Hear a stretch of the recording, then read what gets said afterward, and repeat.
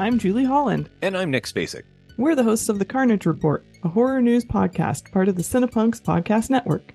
Every other Thursday, we bring you the latest news you can use on horror movies, casting, production, re-releases, trailers, and more. We also do a deep dive into a movie new to streaming or theaters, giving you our thoughts and opinions on whether you should check it out.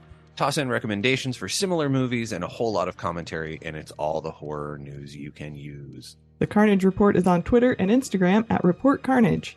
Find us at cinepunks.com, that's CINEPUNX, or wherever you get your podcasts.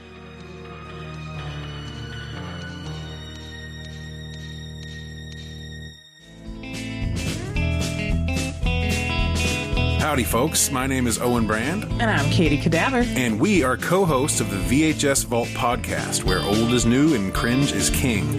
We are a podcast dedicated to bringing you old and obscure movies from deep in the vault. That's right. You can listen to us on Spotify, Amazon Music, and on Planet Rage Radio Thursdays at 8 p.m. Central on the Live 365 app. You can also follow us on Instagram, Facebook, and YouTube. And email us at vhsvaultpodcast@gmail.com.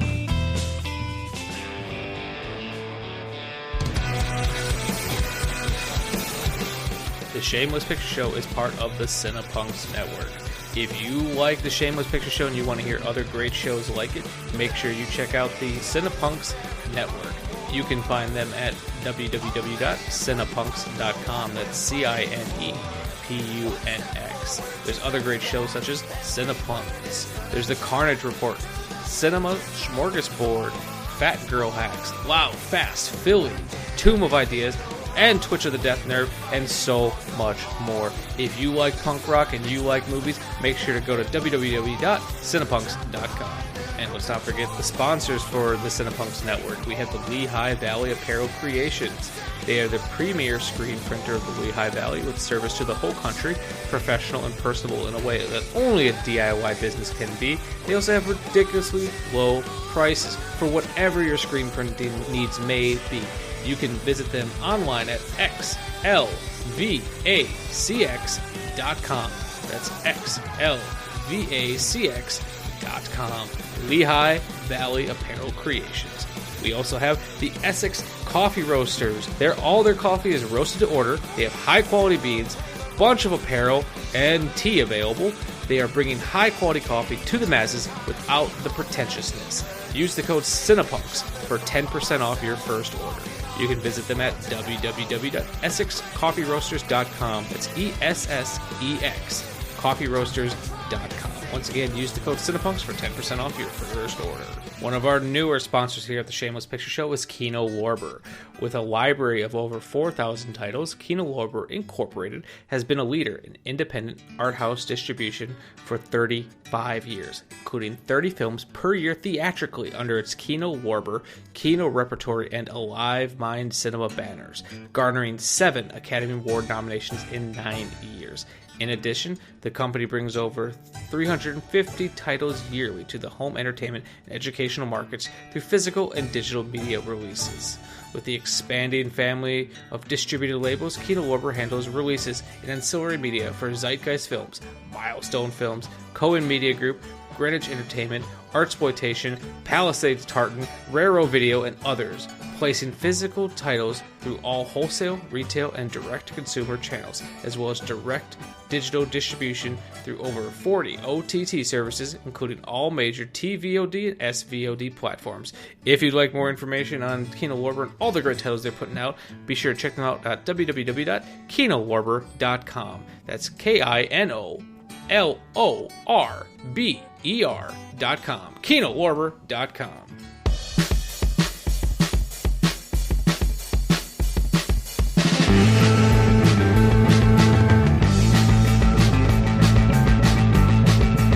Warning! This movie podcast actually discusses movies. Be aware that it may discuss any of the following elements: endings, surprise twists, unexpected cameos, and all manner of spoilers. If this doesn't appeal to you, why listen to a movie podcast? Without further ado, please enjoy our feature presentation, The Shameless Picture Show. Hello and welcome to another episode of The Shameless Picture Show. I am your host, Michael Viers, and today I am joined by someone I go quite far back in my filmmaking career with Susan Kerns. Susan Kerns is a filmmaker, writer, film festival programmer, and associate professor of cinema and television arts at Columbia College Chicago. On top of these accolades and more I haven't mentioned, Susan also edited a book called ReFocus, the Films of Susan Seidelman, which inspired our episode today. As I said, I really shortened your bio quite a bit, but how are you doing, Susan? I'm doing fine, and that's probably good. Like my bio is a little all over the place, so I think, succinct is better.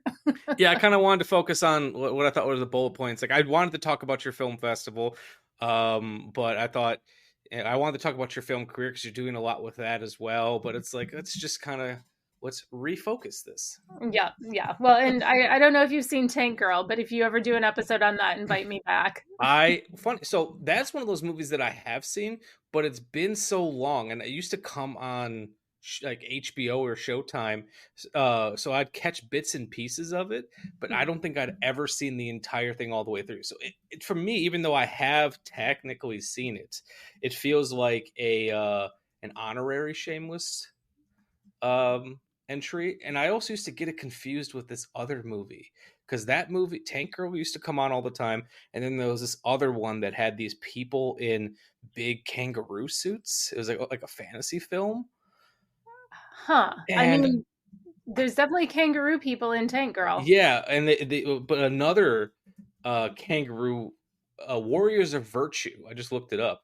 Oh. They used to come on around the same time, and I think I mixed them together at one point. Okay, well, I don't think I've ever heard of Warriors of Virtue, so I'll look at that one. I think it might be like a direct to like whatever service movie from 1997. Yeah. Interesting. Yeah. But I'll definitely have to have you on for Tank Girl. And so as I alluded to in my intro, like we go back quite a bit. You produced a film with me, or for me, I guess technically, way back when I was when you were working for Milwaukee Film. Yeah, so that was about a dozen years ago. Yeah, 10, 11, it was about 2013, 2013. Yeah, about then. Yeah, that was such a nice shoot.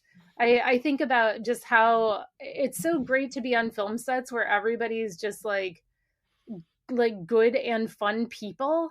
And that was one of those. And we totally took over those poor people's house and just they just let us have it. I mean, I'm so I still remember when we woke. So for anyone out there who hasn't seen it, you can watch. It's called Love You Still. It's on my YouTube page. I'll put a link to it in the description for this. It was a movie made part of Milwaukee Film's collaborative cinema program, which starts as a screenwriting competition for high school students where they can do to the best of their ability, try to write a script.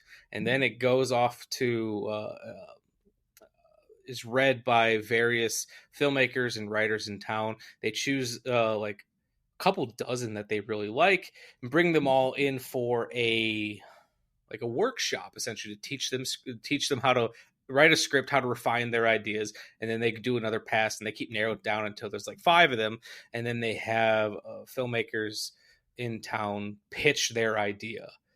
And I came in very prepared for that pitch.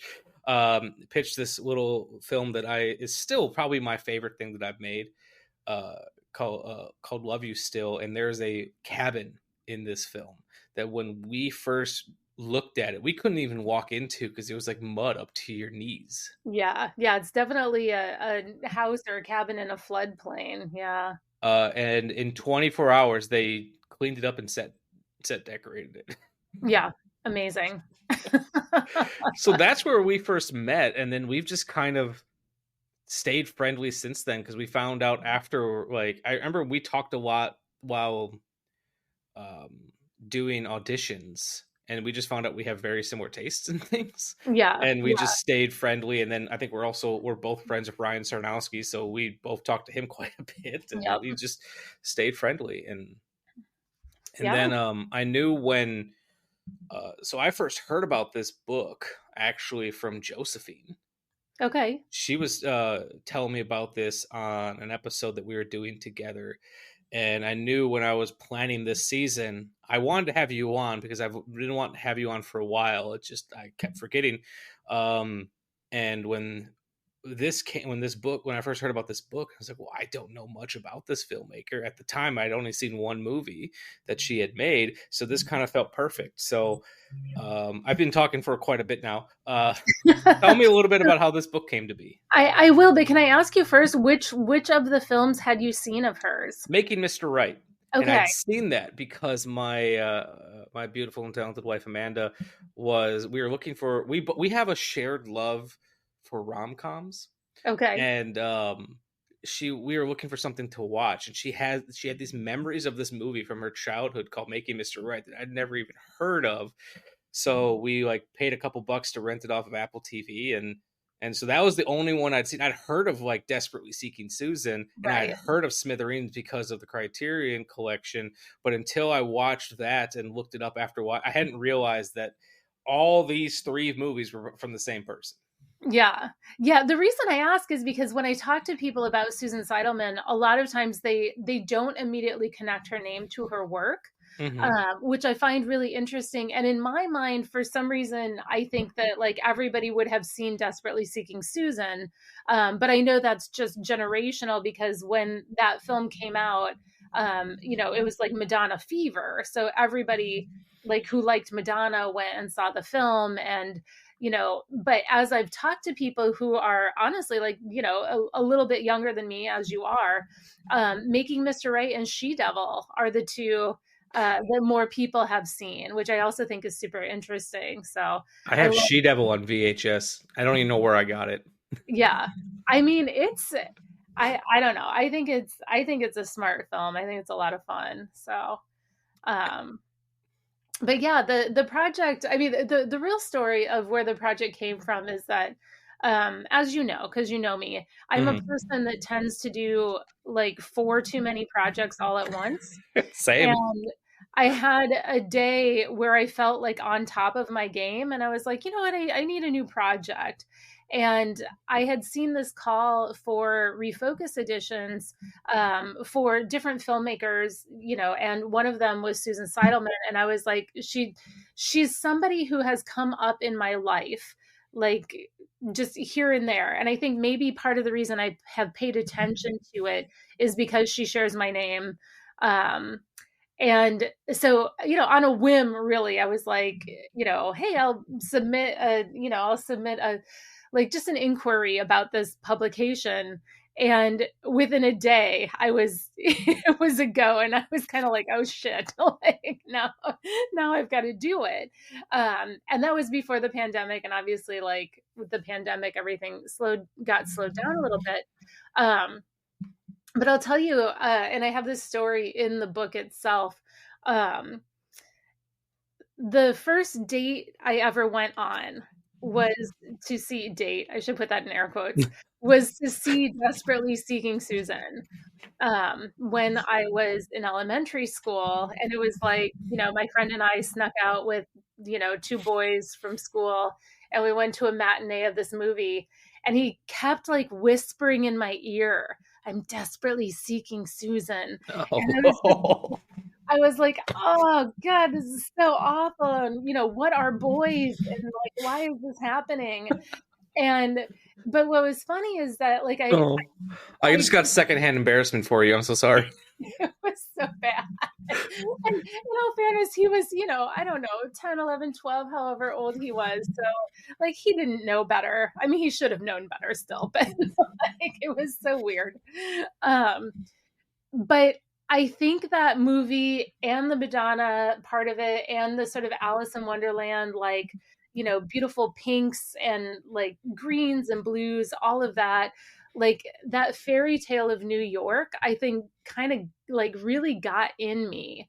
And I've had sort of a fascination with New York, like my entire life. And I lived there for a minute and just fucking love it.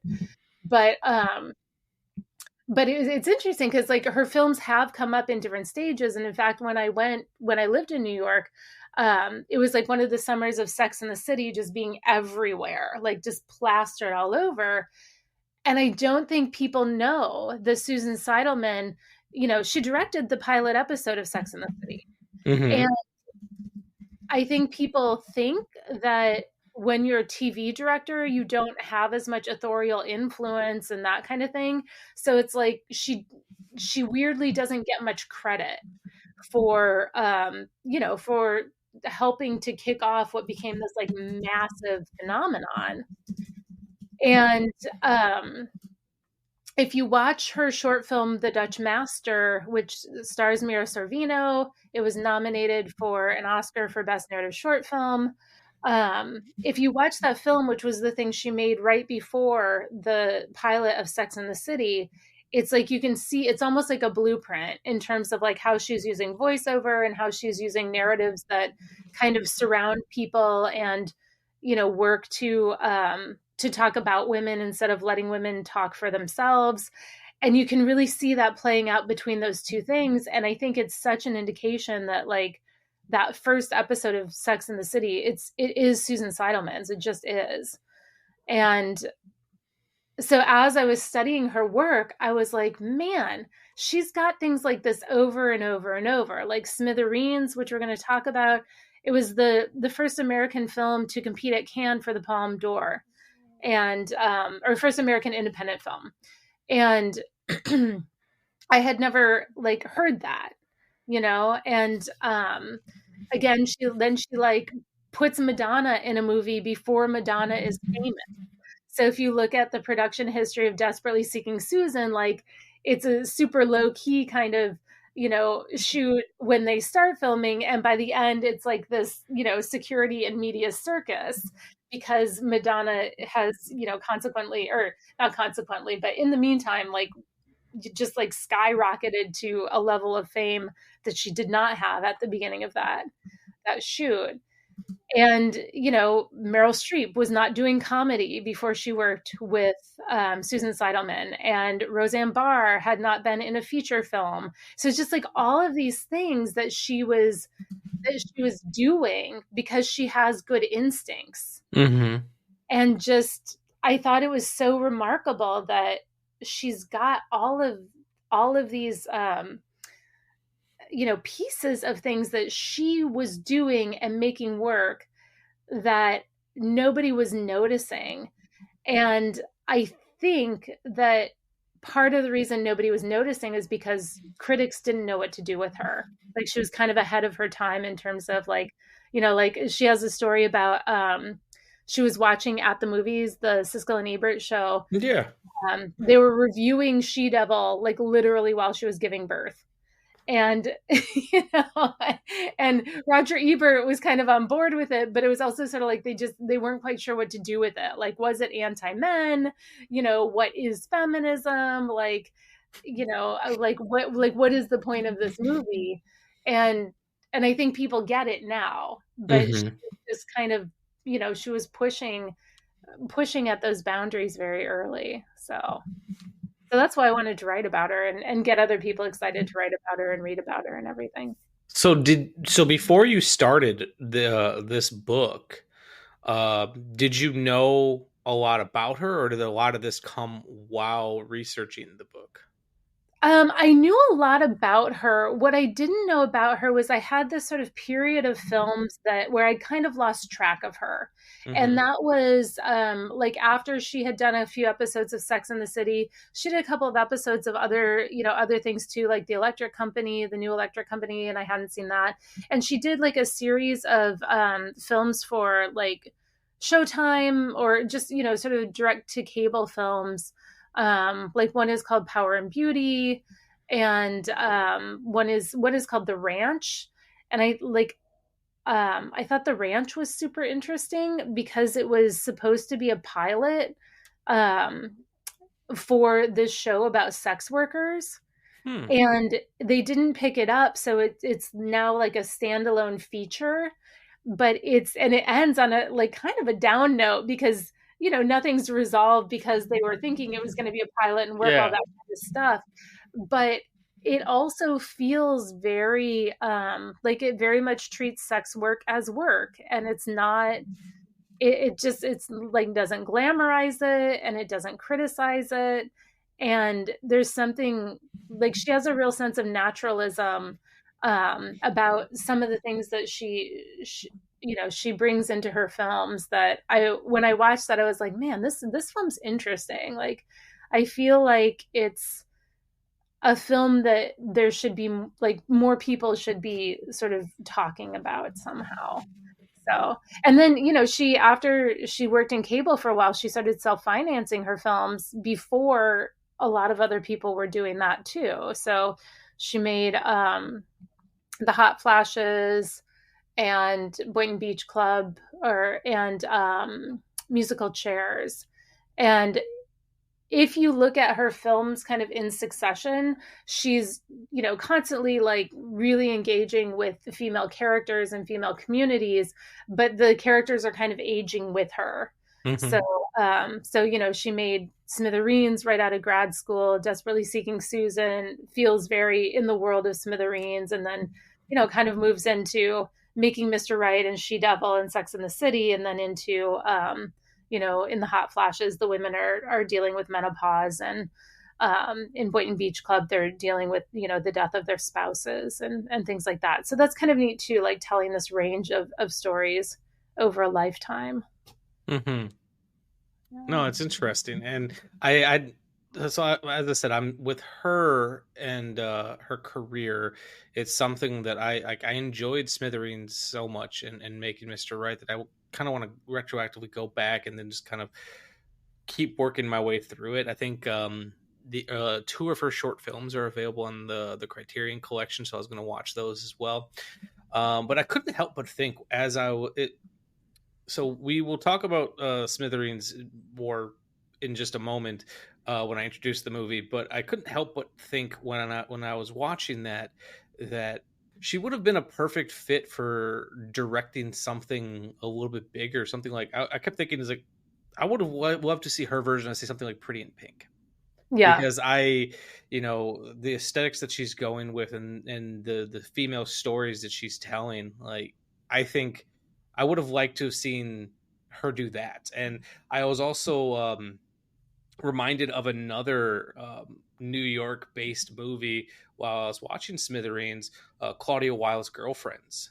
Yeah, that's a great film. And I was just like, oh, it's almost like they're essentially they're made right around the same time. I think Girlfriends was 78, and this Smithereens was what 80. 82, I think, is when it came out. So just a few years earlier. But like it's the same city and just essentially a couple neighborhoods away from each other. I don't remember where Girlfriends took place, but just a different viewpoint of the same city. And it was I just kept thinking of that film as I was watching Smithereens. Yeah.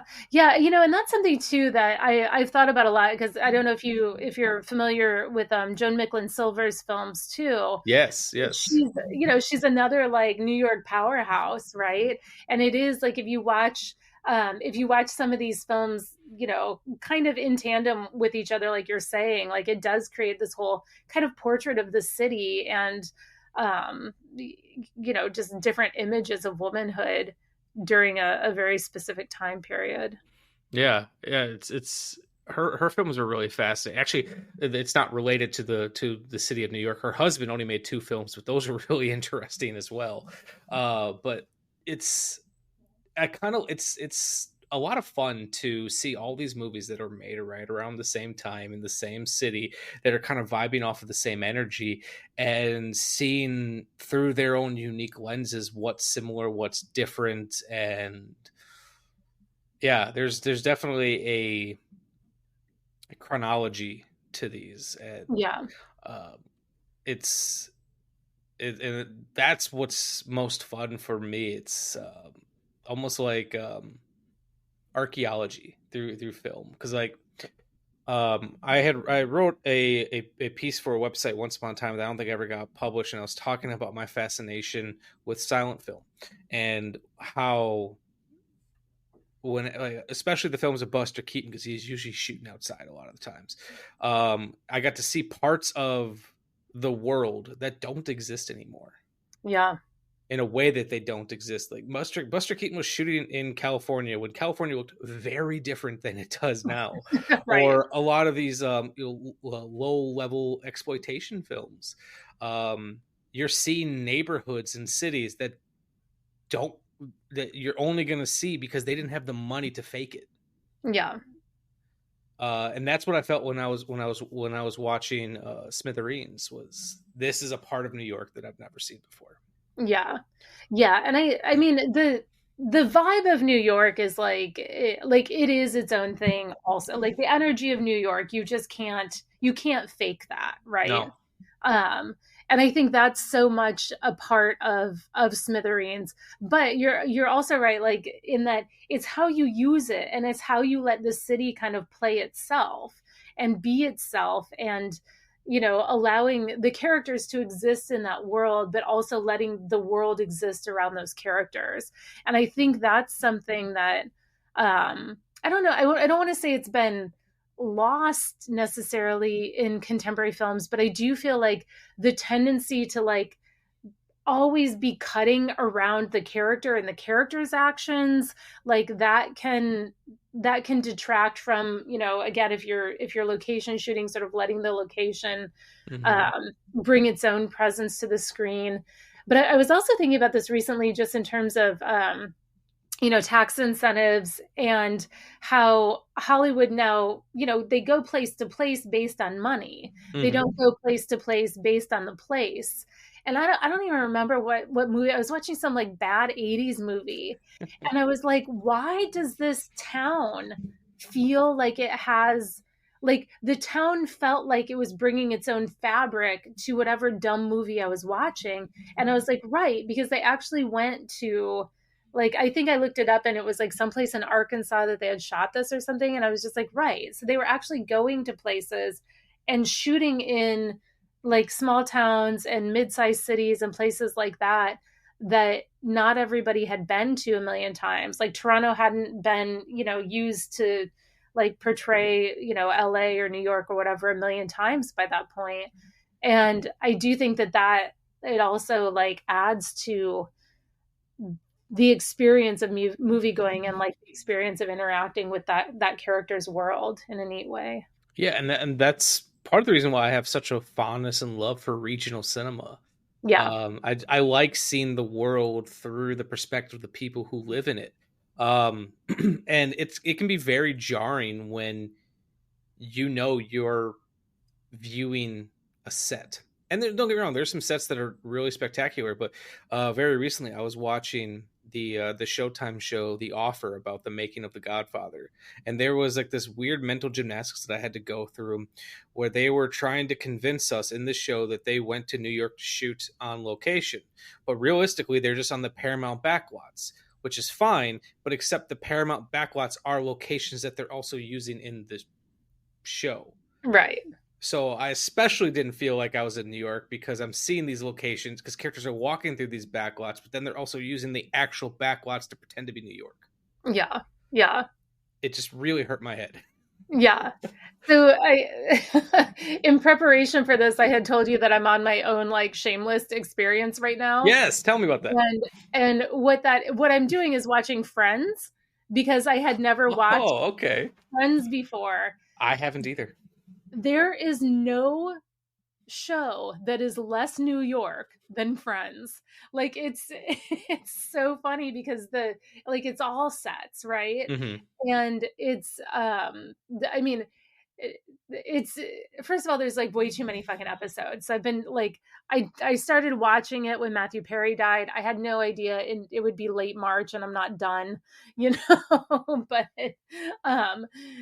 but when I watched like the first season, I was like, man, this feels like it actually feels like regional theater or something to me, because the sets were so like obviously constructed and, kind of silly. And anyway, but it's, it's that same kind of thing where you're like, all right, like you have to really let yourself like pretend this set is a Hootie and the Blowfish concert, for example. Yeah, and that's always been one of the problems I have with a lot of sitcoms. But there are some times where I feel like they try a little bit hard. Like I felt like whenever I watched Seinfeld, I knew those were sets, Yeah. but they felt a little bit more authentic. Like, it felt like whoever was working on that show had spent some time in the city. So they, like, obviously Jerry Seinfeld and company had, but it felt like whoever was set decorating those sets gave some authenticity to it, and it didn't feel like, you said, like regional theater. Yeah. All right. So before we move on to Smithereens, I wanted to ask, so besides the movie that we're talking about today, if someone was jumping into the films of Susan Seidelman, besides starting at the beginning like we're doing here, is there a place that you think someone new to her work should start? I mean, I think it depends on, if you're an indie film person, if you like the rawness of indie film, I do think Smithereens is the place to start. But to your point, if you're more of like a comedy person or a rom-com person, it like you jump into Making Mr. Right or She-Devil or Desperately Seeking Susan. Like they're all, they all have something like really special about them that I think can sort of get you interested in knowing more about who this filmmaker is. Perfect. Then I think I'm going to introduce the movie proper. We've teased it a little bit. We can talk about it more in depth. So on today's episode of the Shameless Picture Show, inspired by Susan's book, ReFocus, The Films of Susan Seidelman, we'll be discussing Susan Seidelman's directorial debut, Smithereens. New York City was a very different place in 1982. For some, it was a pit. For others, an artistic epicenter. For Ren, it's home. Ren is obsessed with New York and the punk movement and is trying hard to position herself within the scene by placing cryptic, artistic photocopies of herself all over the city. She also sneaks into the music hotspot, the Peppermint Lounge, to get closer to the bands and become one with their world. She eventually meets New York's newest resident, Paul, who lives in a van in the middle of an abandoned lot. Paul is interested in Ren, but Ren's attention all falls on popular musician Eric, who plans to become the next big thing in music. Can Ren find her path in this exciting city? Will she form a real connection with someone? Will she find a place to sleep? Smithereens was the first feature-length film by Susan Seidelman after finishing at NYU. The film was made with little money and shot on 16mm. While Richard Hell, who plays Eric, does supply music for the film, Smithereens was scored by a band called the Viers.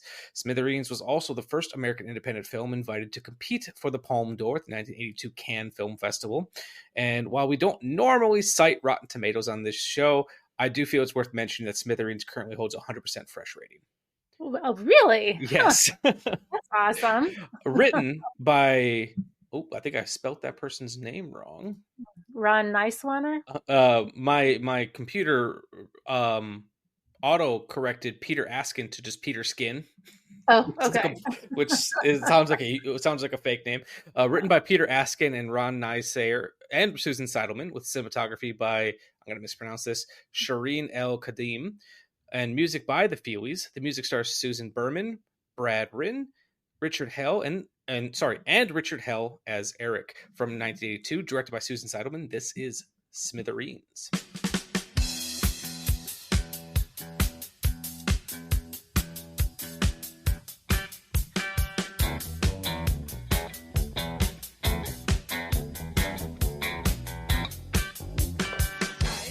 I'm telling you, this is business. This guy used to play in a band at the Connection. Creeps. All a bunch of creeps out there. Everyone's trying so hard to be cool, and they're all a bunch of big zeros. No, really, I was getting paid tomorrow. I can give you the whole thing at 9 o'clock. How's that? When I'm getting paid next week, I swear to God. And you say the weirdest things sometimes. Because I did think of this idea to make some money. Yep. Remember what I said about going to L.A.? Well, it's really happening. Big time. Ren, you can't keep doing this forever. You can't just go in and use people when you feel like it, and then when you're done with them, you go and use somebody else. All you ever think about is yourself. Too many creeps. Too many creeps. Too many creeps. He nice? He's not nice. He's great. Oh, looks kind of neat, doesn't it? Look even better when it starts to turn yellow. That was a great intro. Thank you. It's sometimes hard, like these slice of life films, or almost hangout films, are hard to summarize because Yeah. there's not really a plot. Yeah. There's a story, but there's not really a plot to hang on to. This funny enough. So when I first asked you to be on this show, and I had suggested that we do a Susan Seidelman film, you had recommended Smithereens, and then you told me about the screening at the Oriental Theater that Milwaukee Film was doing. At the time when you told me about that, I just thought that was the universe listening. I had no idea that you were involved with putting that screening together. I just thought that was perfect happenstance timing. Yeah. Well, it's they put together a couple of films for Women's History Month, and Kara Ogburn, who works for the Milwaukee Film Festival, she and I went to grad school together, so she kind of knows my my scholarly work as well. So I think when they programmed that, she was like, yeah, we'll see if Susan's around to, just come say a few words. And, I was like, how do I do this in a way that's not, that's like a little bit trivia, but a little bit like, here are some things to think about when you watch the movie that might, make it more interesting for you. So I don't know if that worked, but. Well, it obviously did, because I stole some of your factoids for my intro. But it's actually the first time in 8 years of doing this show, because I don't really talk about movies that just came out. So this was the first time that I actually got to talk about a movie that I got to see in the theater for the first time. Oh, cool. And so this was my first time seeing it, but I absolutely loved it. I really did. I didn't know what to expect going into it. I knew that it was, early 80s New York City, and I knew it had to do with the punk scene. I mostly just knew that because of the posters. I could just, just has that aesthetic. Right. Yeah. But I didn't really know anything about it. I didn't know. At one point, I thought it was even a documentary. That's interesting. Because the couple clips that I saw from it, and I knew Richard Hell was in the movie. I kind of assumed it was like Yuli Lamo's Blank Generation, where it was kind of, even though that is a narrative film, sort of. I thought it was going to be a little bit more like that, where it's kind of a documentary, right? Where it's more about the scene. Yeah. So I didn't know what to expect. But when did you first see this movie? It's a good question, because I think the first time I saw it, I'm sure it was in high school, because it's been a film that's sort of been in my brain for a long time. Mm-hmm. And what's funny is that I remember when I first saw it, I thought it was a punk horror movie.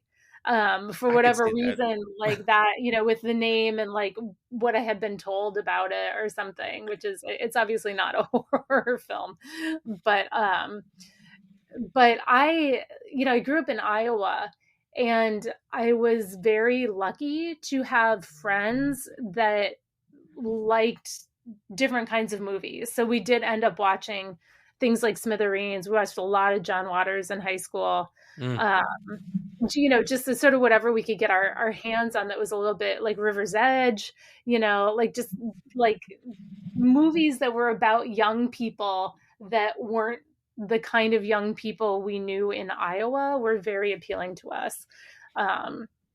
And so that's where I kind of first locate my relationship with this film. No, that makes complete sense. And like, for me, it's a film title and cover that I was very familiar with. Yeah.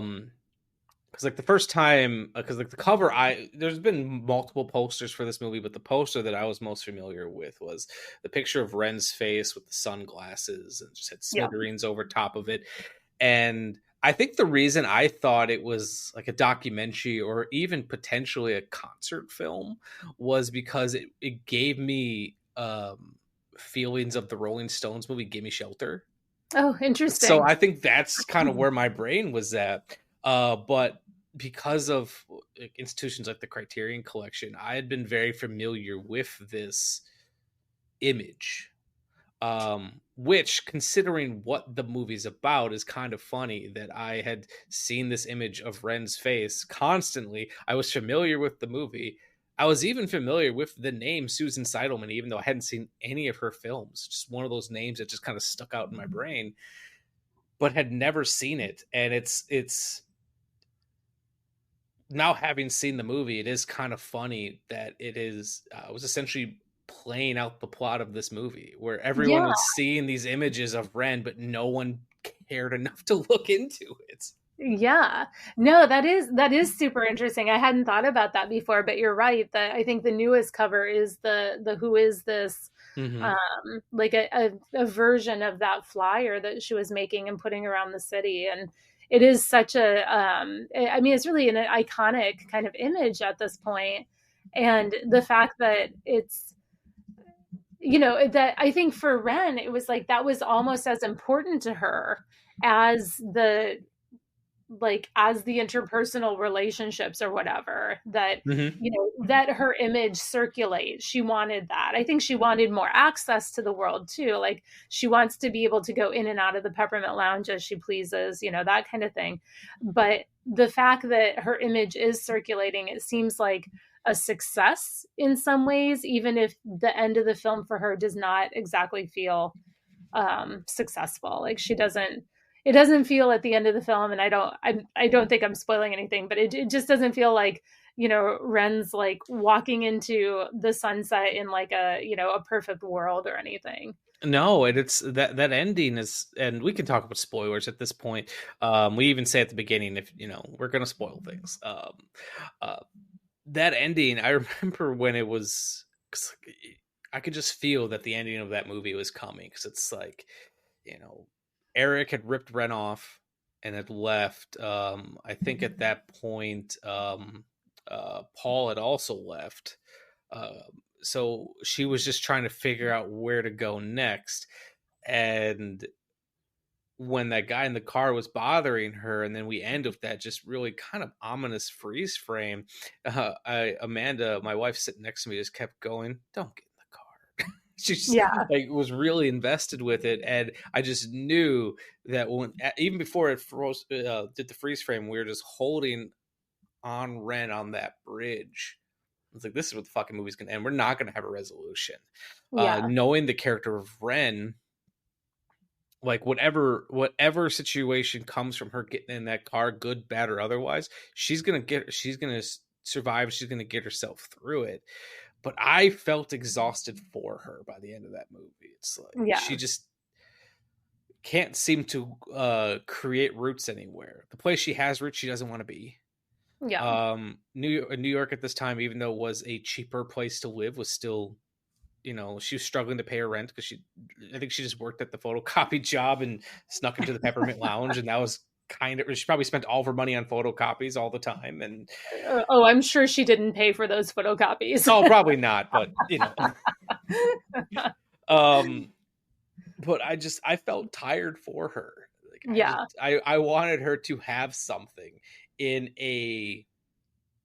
but the irony of that was, this world, you know, this movement, the punk scene in the late 70s through the early 80s, no one had roots. Everyone was just kind of floating around. Yeah.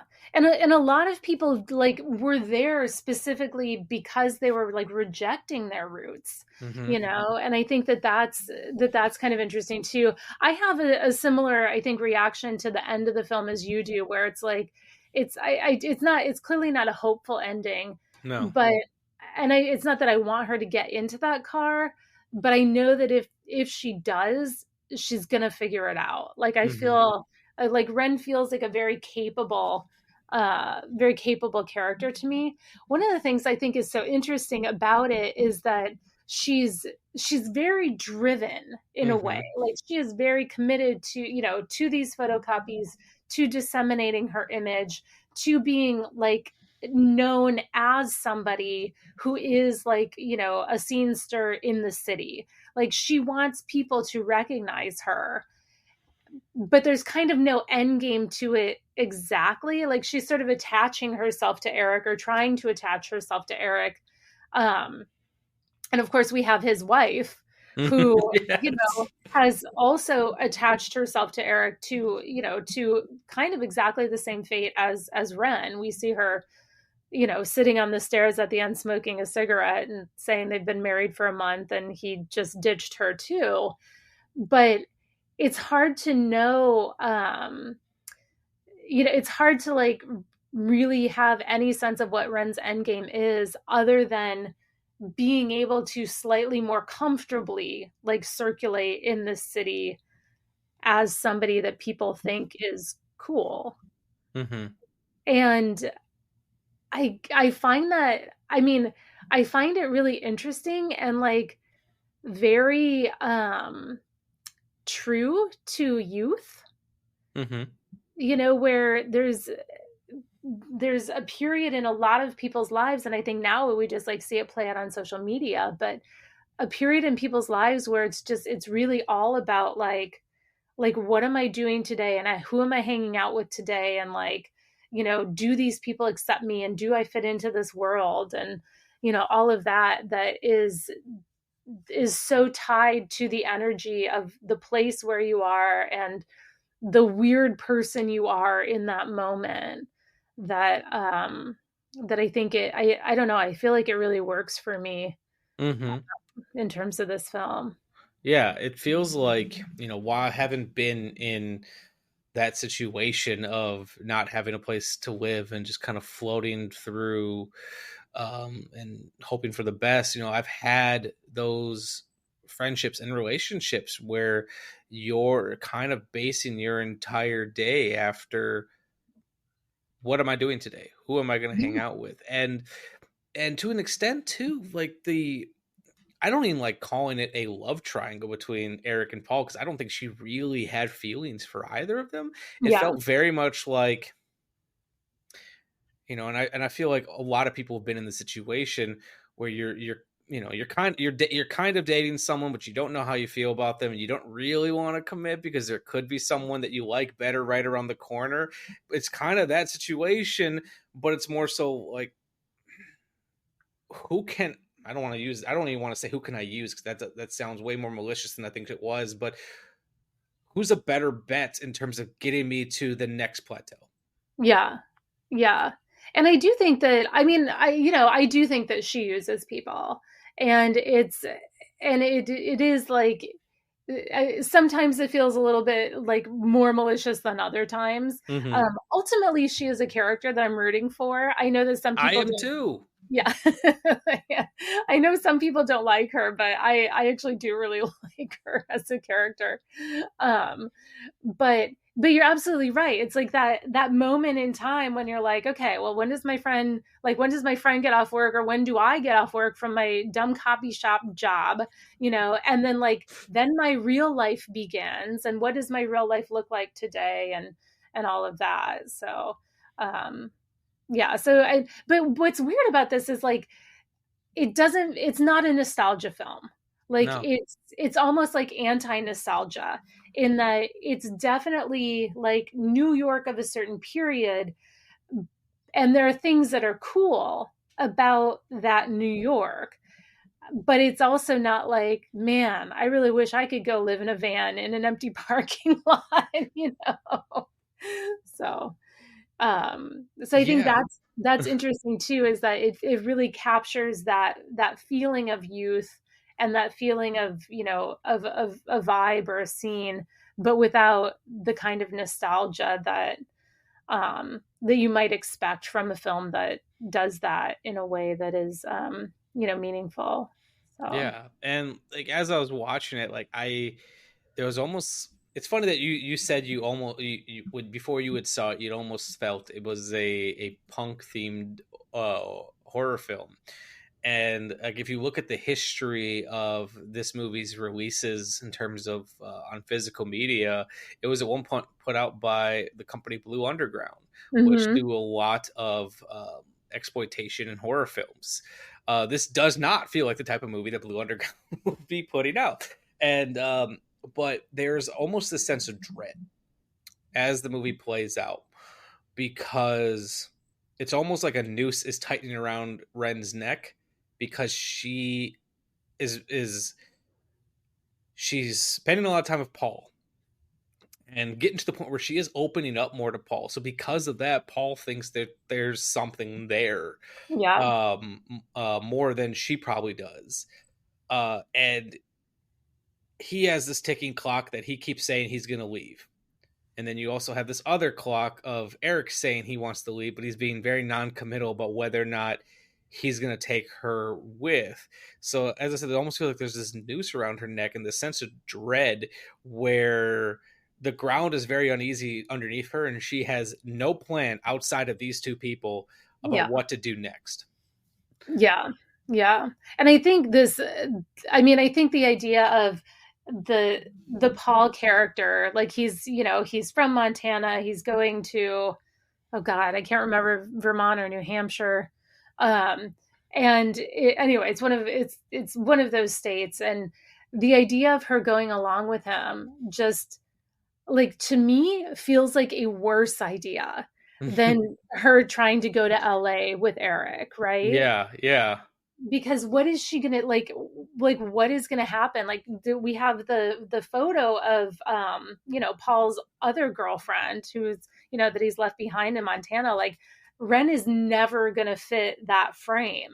Like, she's just not gonna be a happy housewife in a cabin with lots of trees. Like, that is not her speed in the least. So I think it's interesting that that you're saying, like, it feels like she has a noose around her neck, because it does feel like the love triangle is almost like suffocating to her, or the options within that triangle would suffocate her. Yeah, no, that's exactly it. And I wanted to get your perspective, because me and Amanda were talking about this after watching it for the first time. So there's that scene where she, one of the first times that her and Paul are hanging out, and the date's not going great.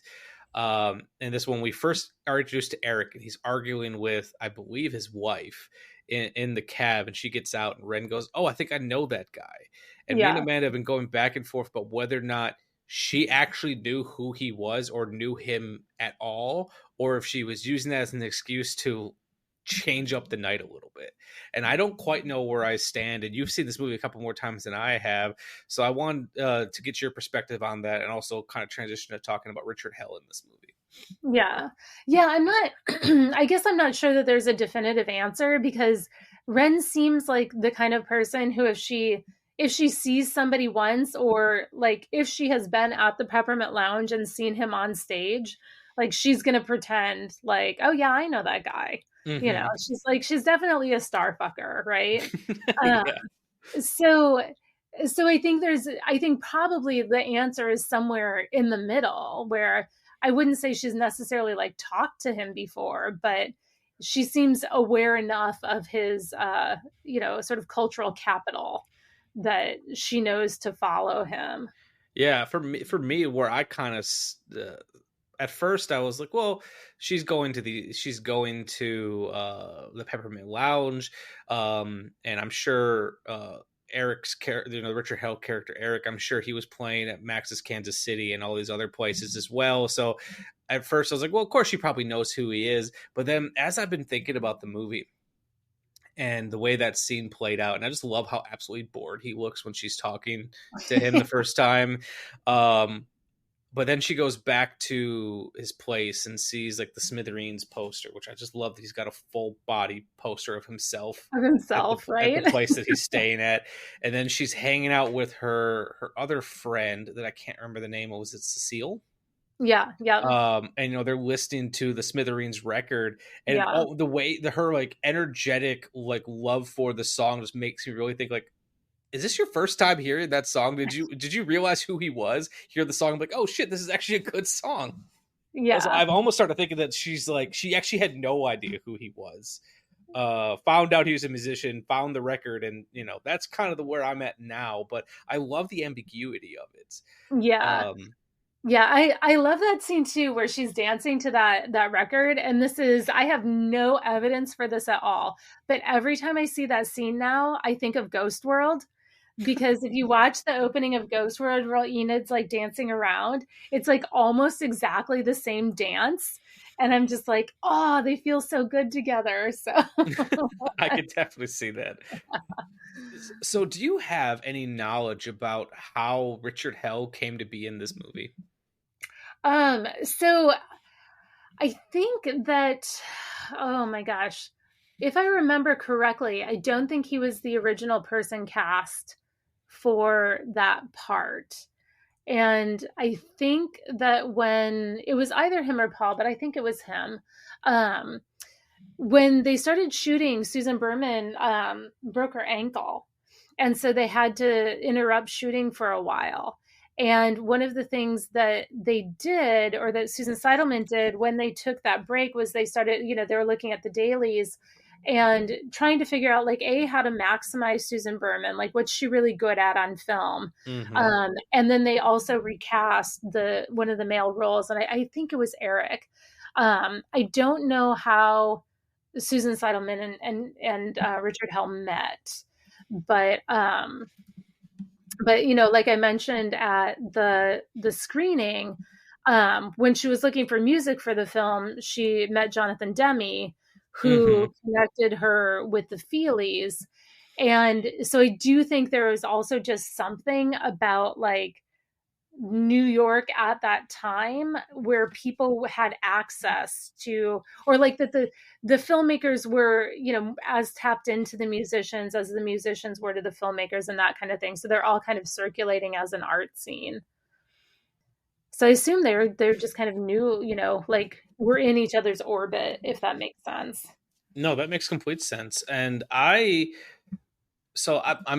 very familiar with Richard Hell as a musician.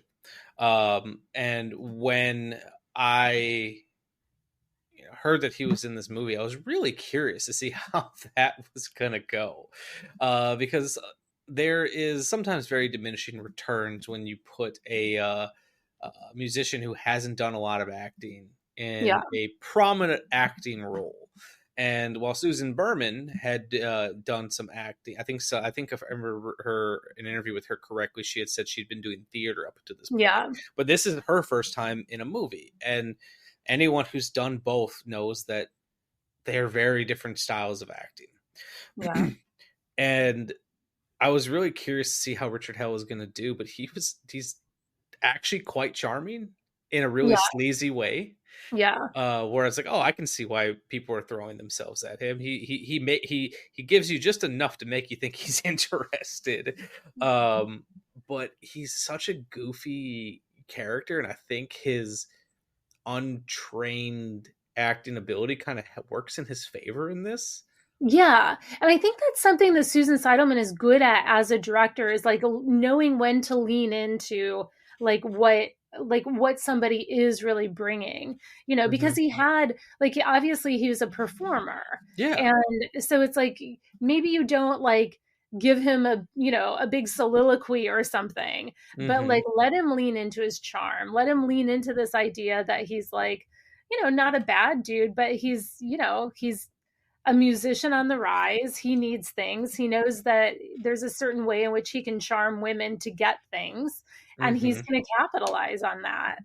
And I think that, they, the scene I love is when he's at that cafe with that other woman that he's trying to like get money from. And then Ren shows up and the two women start fighting. Yes. And he just leaves. Right.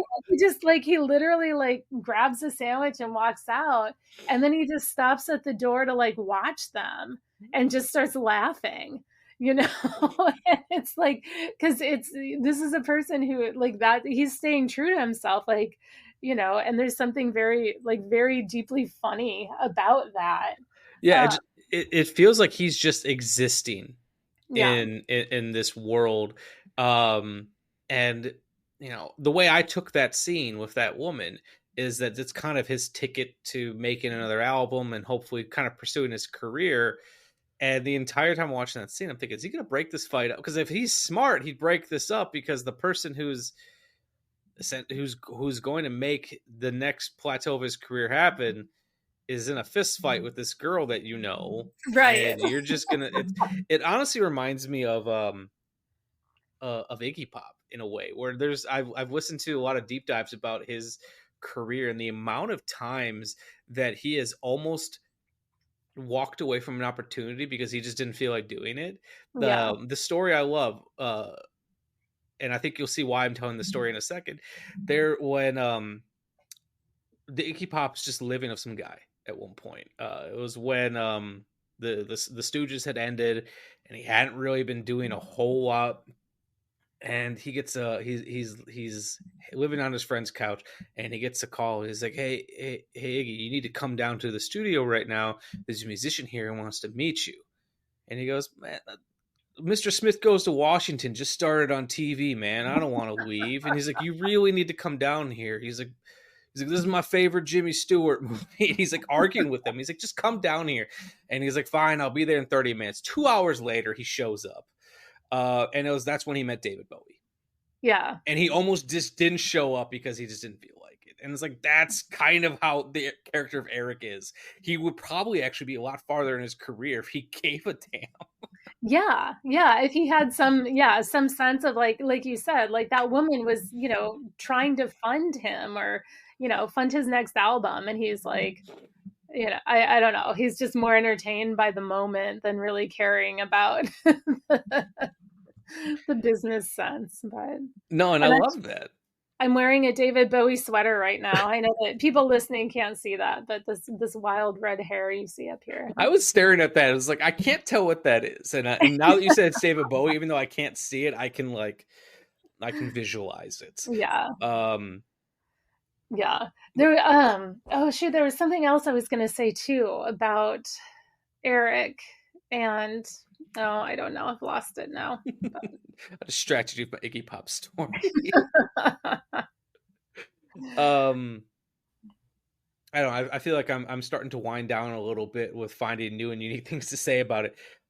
Well, what I was going to say is that the other thing I think about Ren is that, for as much as she and Eric are birds of a feather, like they both do use people. Yeah. I think the film is also very clear that like Ren has a moral compass. Yes. And, Cecile is like a really good example of that, because it's not that Ren and Cecile are like, best friends, or that Ren's not going to be the best friend to anybody. She couldn't possibly, right? Mm-hmm. But we have that scene where the two women go over to the apartment, and the sleazy roommate is there, like clearly, Cecile's clearly drunk. The sleazy roommate is clearly going to sleep with her, and Ren is like, yeah, no, I'm not here for this, and like makes Cecile leave with her. And I feel like that's really important. Just that it there's still some kind of girl code in this world, for as much as obviously she doesn't realize that like the woman on the stairs is Eric's wife, and doesn't really care that Eric clearly has this girlfriend figure around. She's also not awful. Like Ren is not she's not going to set her friend up for a really, really bad situation. Yeah. She's got a heart, and that's a perfect example, the bonding between her and Eric's wife. But then even the way that she handles everything with Paul. Granted, she could handle it a lot better. But she has told him many times that she's not interested, but Paul kept pursuing. And also the way, like, Paul is just a real creep at the beginning of the movie too, just kind of stalking her. Actually, not kind of, but he was just stalking her. But the way that her relationship with Paul is developing, it feels very much like internally she's like, you have a thing for me, and that's unfortunate for you. Yeah. Because she's not going to feel the same way back. And I think she does feel bad about that. Not enough to change the way that she's doing things, but I never get the feeling that she's intentionally out to hurt anyone. Yeah. She's thinking about herself first, but... Right. And I think in some ways maybe this is a stretch, but I kind of feel like she helps Paul in that, Paul, gets a little bit more street smart at the end when he like sells his dead van to the pimp character for way more money than it's worth, because he knows he needs to like, you know, get a train ticket or a bus ticket or whatever out of town. And it's like, it's hard to know if he would have done that without kind of spending so much time with like Ren and seeing how, you know, how she knows when to, like she knows how to function and how to survive on her own without always having the amount of resources that, that she might prefer. But yeah, so, that's perfect. That's actually, I never would have considered that, but he would probably still be living in that parking lot talking about weaving, but probably never actually doing it unless he had something kind of pushing him out of the city. Because pretty much since they met, he's talking about weaving, but he never really felt like he was doing it. Yeah. And I love that in that last scene of the people in the van that we've got that painting of Ren, you know, that he's now reproducing her image for her.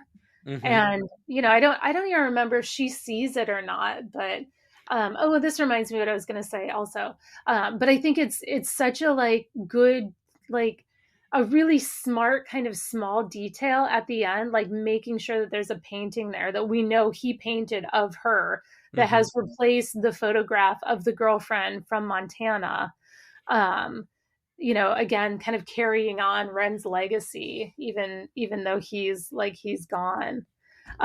When you said that Eric like has that big poster of himself on his wall, Ren's the same way, right? Yeah, it is. She's constantly like writing her name, like spray painting her name on the walls outside.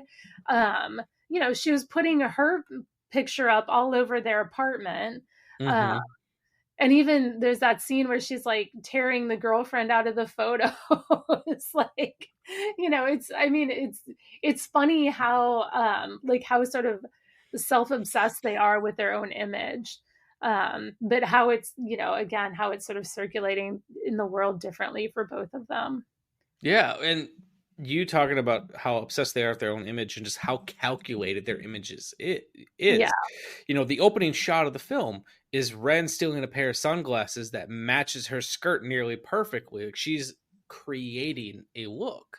Yeah. And she's not the only one. You know, the night after, or her and Eric spend the night together for the first time and Eric falls asleep, the next morning he's really crimping and getting his look right, you know, trying to look like he hasn't spent probably 30-40 minutes getting his hair just right, and his popping his collar in just the right way and making sure his tie is tight but not really well. Like it's a cultivated image. Yeah, for sure. Yeah. I think another thing I like about this film too, that now that I'm thinking more about the van, that scene with Paul and the sex worker in the van where she's got the sandwich in her purse. Like that's a scene too that I could see so many people being like in the final edit being like, oh, we don't really need this. It's such a great scene because they're just like having this conversation and she's like, you know, randomly got whatever chicken salad sandwich in her purse that she gives him. And, you know, they're just kind of shooting the shit while she warms up for a minute. And there's something both very New York about that. And also, again, very like youthful about that. Like these sort of random encounters you have that, you know, help you make it through your day.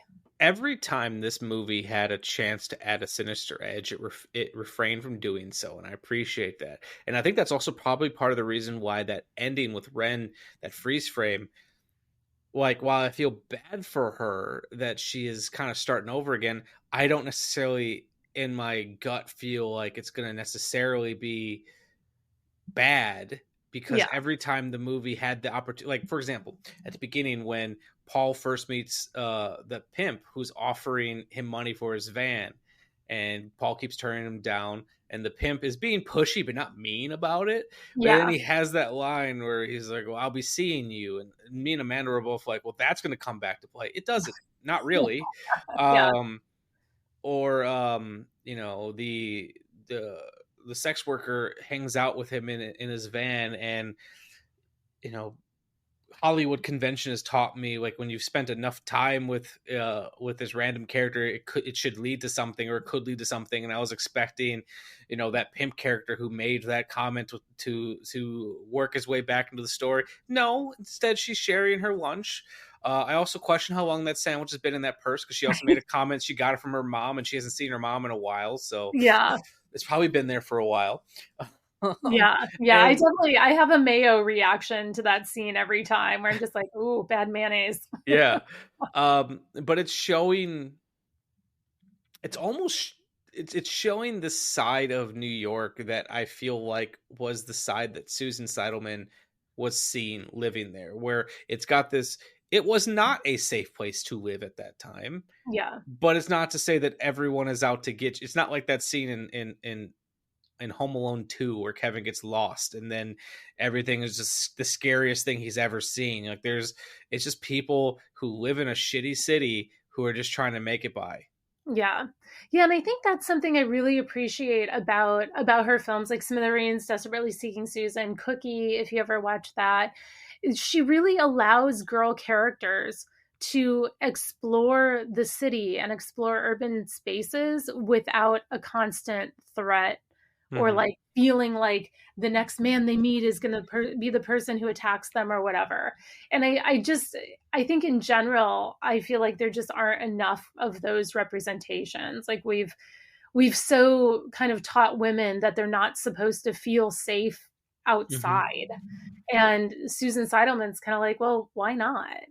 Like, why? Like, because we do exist in the world, and we do walk alone in cities, and we do, make our own, make our own lives there. And so it's kind of a counter narrative to what you might think of, like, to your point, like Home Alone, where it's like every person is a threat. It's much harder to find the one good person than it is to find the like 20 bad people who are going to rob you, or, whatever. And it also makes me think about what I was saying about the ranch earlier too, is that, this idea that like sex workers are just doing their job, it's right there from this first film. And I think that's very cool too, that she's not stigmatizing it at all. Yeah, definitely. But yeah, it's an interesting film. I mean, I'm glad. It's hard for me to imagine like what a film like that today even looks like. Is it possible, or not? Not exactly the same, but like I can't even think of really an equivalent. No, I can't either, and I can't think of an equivalent that would have this tone, where it's, I'm hard pressed to call this movie a comedy, even though it is really funny. Yeah. I also loved that line where they said someone's got to live in Ohio. Yeah. Like, you told me off mic that you're glad that the audience got a laugh out of that, and I know I was probably one of the people cackling at that line. It's funny, but I have a hard time calling it a comedy. Yeah. But it's also not a drama. It's just it just kind of exists, and that type of movie doesn't really exist anymore. Yeah. It's movies are. They kind of have to fit within a genre that they could sell. Yeah. And so I feel like if a movie like this were to be made, and I'm sure there's examples that I just can't think of, I feel like it would either be a comedy, or it would just be very dour. And yeah, you can see somebody really leaning into like, making Ren suffer, or whatever. But I do think it feels, she's talked about how she was influenced by Knights of Cabiria and Italian neorealism and French New Wave. And you can see those influences, I think, in the film, and that it is almost like an American kind of, I would lean maybe more into neorealism than, but it's got elements of all of that kind of European art cinema of the the 60s and into the 70s. You can feel those influences richly in the film, I think. So I've still been thinking about like what would a contemporary version of this movie look or feel like, and the only movie that I can think of that just in terms of themes kind of reminds me of this movie. Did you ever see Ingrid Goes West? I didn't see it. No, it's been recommended to me. That is the only one that I can think of where it's about this this woman played by Aubrey Plaza who is obsessed with influencer culture and becomes obsessed with this Instagram influencer to the point where Aubrey Plaza moves out to California to try to be closer to them and ends up in their kind of friend group and then starts to create a persona to try to become closer to this person. It's a little bit more, single white female than it is Smithereens, but it's the closest thing I can think of where it also has this weird tone where sometimes it's serious, sometimes it's funny, and it just kind of exists. So that is kind of the closest I could come up with. Yeah. And I will tell you, I hadn't thought about this before, but, and I don't know if Sarnowski told you this, but like last summer, we sort of, I took him on the train with a Super 16 Bolex, and then we walked around Chicago a little bit and did some shooting for a film that we're working on. And there is something also, I think, really great about being a filmmaker and like just getting on a train and shooting and not asking anybody for permission and not worrying about permits. And like, if they come after me, like I'll deal with it. But I think this film also has that kind of energy. And I think in some ways, digital or maybe just like the omnipresence of like filmmakers now in a way that there didn't used to be has kind of removed us also from that experience. So I'm not saying that like we're making the the remake of Smithereens. We're not, but just like there is something about, I think somebody could, if they actually like went back to 16 millimeter and went back to thinking about like, what parts of the city do I want people to see that they don't see? And like, how can I do this with, folks that are sort of slightly below the radar and not worrying about following all the rules. Yeah, and it's funny you mentioned that because me and my wife talk a lot about that because she has an obsession with street photography. Yeah. Which is kind of a dying art now because everyone has a camera, everyone's familiar with it, everyone is, and since now things can just be posted on the internet so easily, people are a lot more protective of that. Yeah. It's like, and I also just I think people just feel more awkward about taking someone's photo without asking because there is problems with that. Yeah. And like, because there's little moments throughout Smithereens that I just loved of people clearly looking at the camera because they had no idea what was happening, and I love that. And that, as you said, it's something that's not really around anymore. And I think the only reason why it kind of works for what you and Sarnowski were doing is because no one's ever seen, like, unless you're a film nerd, no one's seen a Bolex before. So they're like, what the fuck are they doing? Because it doesn't look like our idea of what a camera is anymore. Yeah, exactly. It looks like you're testing out some historical like artifact or something. So yeah, if anything, probably people thought you were probably doing like land surveying or something. Because every time I see people doing surveys for the city, their like optical equipment reminds me of one of the old Filmo cameras. That's so funny. Yeah, I can totally see that. So before I let you go for the night, I said in our email that customary for this show, we do something called our Thrill House moment, where we take it can be your favorite moment. It could be kind of your lock-in moments, just the moment, if you can remember the first time you saw Smithereens, the moment that it just kind of had you won over. Well, it's easy for me because it's right away. Like when you see her snatch those sunglasses and then she runs away with them and she runs onto the train, like something about the music for me, the way that that's edited to fit with the music, the way that the music sort of builds up to that and then knows when to take off to like underscore that chase. The way that you see what she's wearing and she just did that because she thought it would look good with her outfit. Mm-hmm. It's like all of these pieces come together and you learn so much about this character so quickly. And then, you know, very, very quickly it cuts to the Smithereens title card, which is like pink and kind of bouncy, you know, all in on the pink, all in on that. And then we have that also like weird effect moment where it's I'm not going to be able to name whatever effect it is, but it's like the pastels that was very popular with like the I think it was in one of the like Saturday Night Live credit sequences a long time ago. It almost looks like coloring over the top of it in these pastels. You know what I'm talking about? Yes, I do. I don't know what it's called either. Yeah, but it's like something about like all of those things together. And I always, you know, every time I expect that that aesthetic to come back, and it just doesn't, right?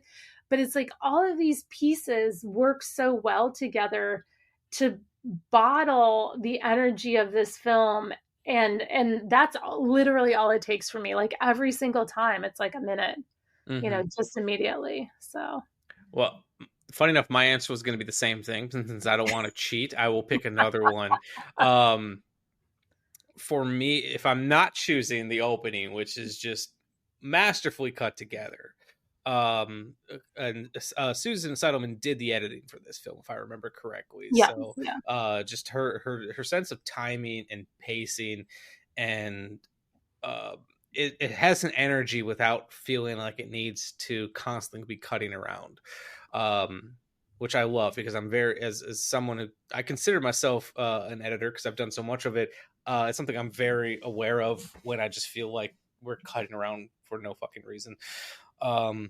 Just because you shoot coverage doesn't mean you have to use it, but that's a question for another day, or a topic for another day. I also really like the 1-2 punch of the scenes that come right after that scene of Ren on the train, kind of putting up her photo, and it's the first time that her and Paul kind of lock eyes, and Paul is kind of like a puppy dog, like he's interested because, you know, she's clearly an attractive woman.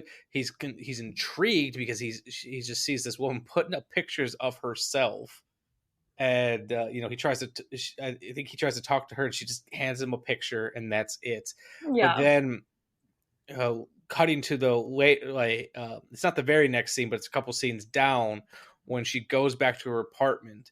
So this entire time we're introduced to Ren as this calm, cool, and collective person who's very sure of herself. But then second she gets back home and her having to sneak in, because she doesn't have the rent money. Before that was even a subplot, I'm like, oh, she can't afford a rent. I knew exactly what was happening in that moment, and to see it go from her being a celebrity in her own mind to being just another person who can't afford their rent, I'm like, okay, I'm in.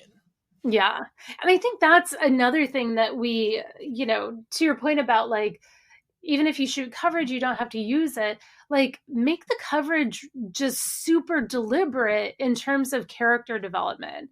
Tell us something we don't know, you know? And I think that's one thing that's so good about this film, is that we learn all kinds of things about her, you know, with very, very little dialogue in, like you're saying, like those first, you know, like 5 to 10 minutes.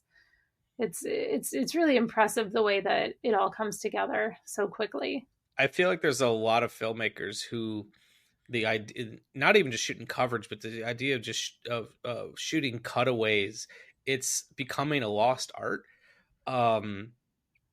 Where the last film that I remember seeing, a newer film that I saw that I felt like the cutaways were actually helping build the character, was Sofia Coppola's Priscilla. That was the last film where, like, oh, these cutaways are actually telling me more about this character and her living situation than anything that they're saying. Yeah, I really liked Priscilla. I did too. And it is it didn't get as much, it's not getting as much love from people as I wish it would have, but yeah. Anyways, before I let you go, is there anything else you wanted to add about Smithereens? I don't think so. This has been a pleasure. So thank you for having me on. No problem. Thank you for coming on. And I do want to thank Milwaukee Film for hosting a screening of Smithereens at the Oriental Theater. They did want me to let everyone know that if you are in the Milwaukee area, they do show films every single night of the week.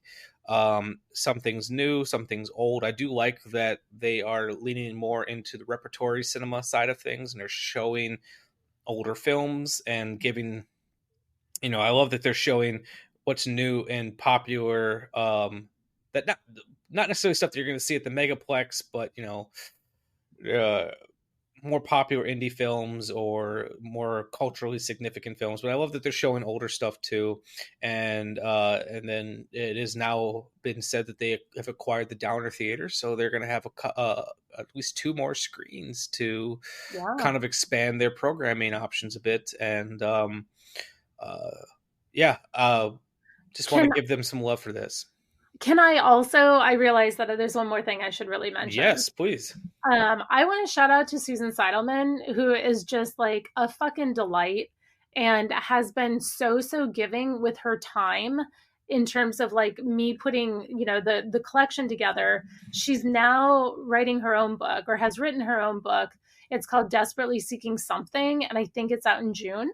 So if anybody listens to this and has made it this far and is interested to know more about Susan Seidelman, she's going to give you the chance in her own words in just a couple of months. So yeah, I was really excited. I've been casually just doing little video diaries online, and she commented on the one from when I went to go see Smithereens. Oh, awesome! So that just tickled me, because I don't know, it's like a 6 Degrees of Kevin Bacon type situation. It's like, yeah, she's good people. I mean, she's just awesome.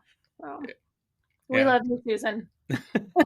If she listens to this, yes, we love you. And I've already got Desperately Seeking Susan on hold at the library, because I sometimes forget that the library is a treasure trove for movies. Yeah, for real.